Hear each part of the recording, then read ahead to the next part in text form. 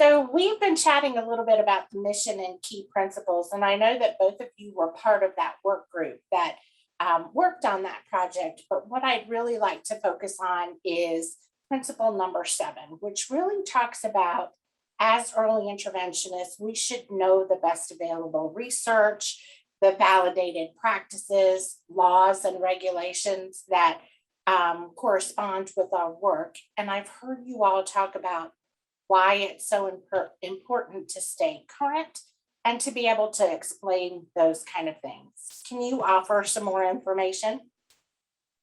Sure. Nathan, I'll start and you jump in. Okay. So I think, Corey, every time we talk about the mission and key principles and we hit number 7, we always say something like, this is the easiest one to say, and everybody agrees with it. It's really not controversial, but really one of the hardest to implement and monitor. Like, how do we know people are current, especially, when supervisors or team leaders are of one discipline and they might be supporting people who are of a multitude of disciplines. How do you know? How am I supposed to know and stay current? And the onus of responsibility, I think, is, I think probably everyone's oversight, in terms of our specific disciplines, require that of us and expect that of us.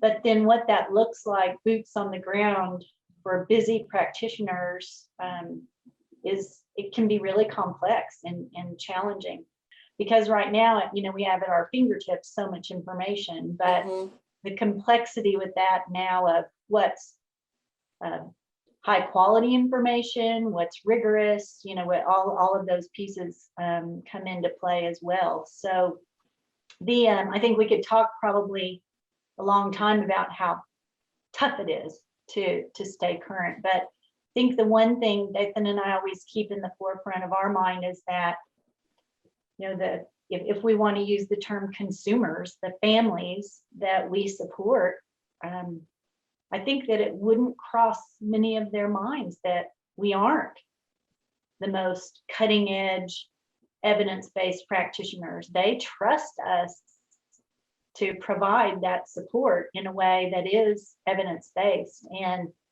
to forget about that or to lose sight of that, I think is really that's what causes us to slip and say, oh, I've read enough, or I'm too tired, or I work all the time.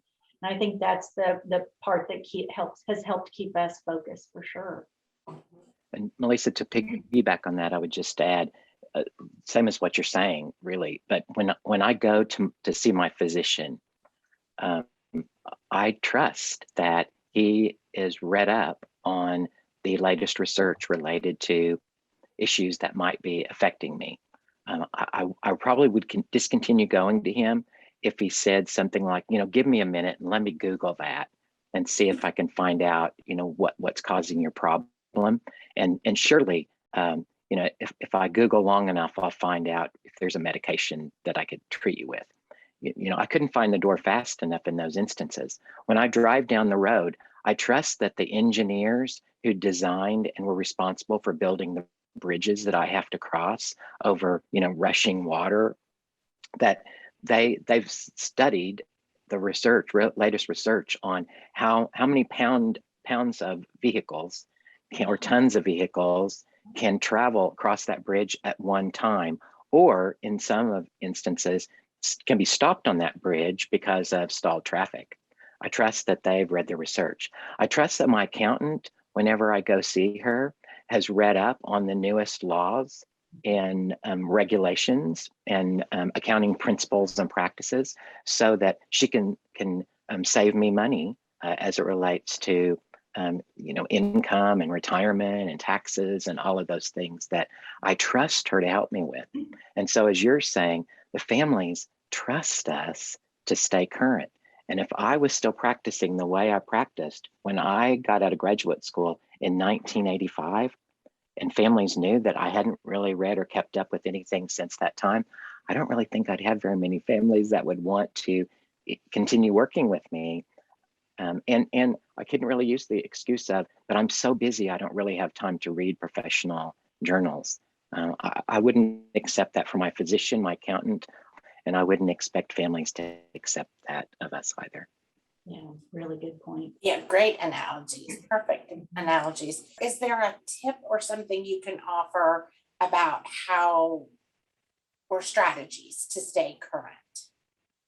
But I really think what you're asking for is how do we make it manageable? One of the things I do is that my go-to journals. So what are my go-to journals? So in early intervention and early childhood, as a PT, I go to Pediatric Physical Therapy Journal. I go to Infants and Young Children. Actually, I should back up. Join DEC and join your professional organization. As a member of APTA, I can get right into and have access to anything and everything that I want related to physical therapy in pediatric physical therapy. So that's number one. I should have said that first. And then where did I stop? Journal of Early Intervention, Young Exceptional Children, sort of get your go-to journals. And then what I do is scan that table of contents. When I first get them, scan that table of contents. Dathan, jump in. I think this is an area where technology has really helped us. It's propelled us forward. But the professional associations have really been doing good jobs of providing us with relevant research, as Melissa's saying, in the professional journals, as well as synthesizing that research for us in terms of their practice portals. Like I'm a member of the American Speech Language Hearing Association, and they have done a really good job of creating all these different practice portals based on your area of specialty. And so there's a specific early intervention practice portal where the very basics of how we're supposed to be providing early intervention services and supports as a speech language pathologist are there. So everything we talk about and the need to know information is there. And then there are nice resources where if we want to go deeper, then we can. And if we want to go to the absolute research, we can do that as well. I think the Division for Early Childhood has done an outstanding job with the recommended practices because they're succinct, they're easy to read. You don't have to wade through a lot of information. It's not a lot of reading.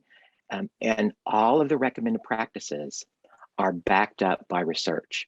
And then DEC has taken it a step further for us in providing practice guides and providing performance checklists so that all those are based on the evidence. And so we can trust when we use those DEC products that there's research to back it up. And so if we follow those practice guides, if we follow those practice or performance checklists, then we would be using evidence-based practices. So, and then one of my go-to websites as well is the Early Childhood Technical Assistance Center. And they do a really nice job of synthesizing information for us, boiling it down, what's the need to know.